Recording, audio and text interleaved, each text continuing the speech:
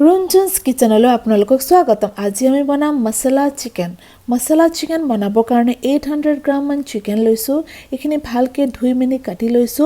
তাত দি দিম এটা ডাঙৰ চামুচৰ আধা চামুচ নিমখ, আধা চামুচ হালধি, আধা চামুচ জিৰা গুড়া, আধা চামুচ ধনিয়া গুড়া, আধা চামুচ ৰেড চিলি পাউডাৰ, আধা চামুচ গৰম মছলা পাউডাৰ। এইখিনি ধুনীয়াকৈ মিক্স কৰি দিছো। তাত দি দিম দৈ, 4 চামুচ মান দৈ ধুনীয়াকৈ দি পেলাই মিহলি কৰি পেলাই 1 ঘণ্টামান ফ্ৰিজত ৰাখি দিম।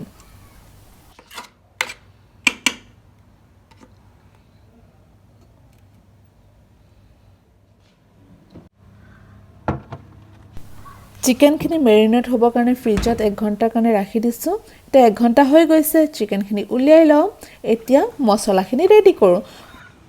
ডাঙৰ দুটা বিলাহী লৈছোঁ, নহৰু লৈছোঁ অলপ, আৰু অলপ সৰহকৈ লৈছোঁ আদা। এইখিনি ধুনীয়াকৈ পেষ্ট বনাই ল'ম।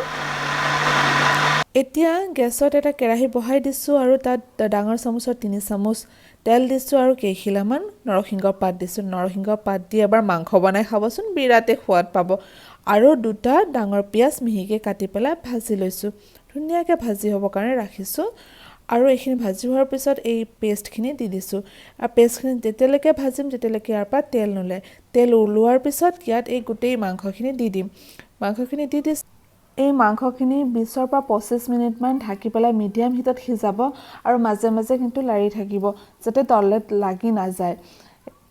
এতিয়া ইয়াত প্ৰয়োজন যদি হয় অলপ নিমখ দিব পাৰে, মই অলপ নিমখ দি দিছোঁ আৰু 1 কাপ পানী। এই পানীখিনি উতল অহাৰ পিছত ইয়াক উলিয়াই ল'ম। আমাৰ চিকেন মছলা ৰেডি হৈ গ'ল। আশা কৰোঁ আপোনালোকে এই ৰেচিপিটো ভাল পাইছে। যদি ভাল পাইছে প্লিজ লাইক কৰিব, কমেণ্ট কৰিব, আৰু যদি মোৰ চেনেলত নতুন আছে প্লিজ ছাবস্ক্ৰাইব কৰিব। নেক্সট ৰেচিপিত লগ পাম, তেতিয়ালৈকে বাই বাই।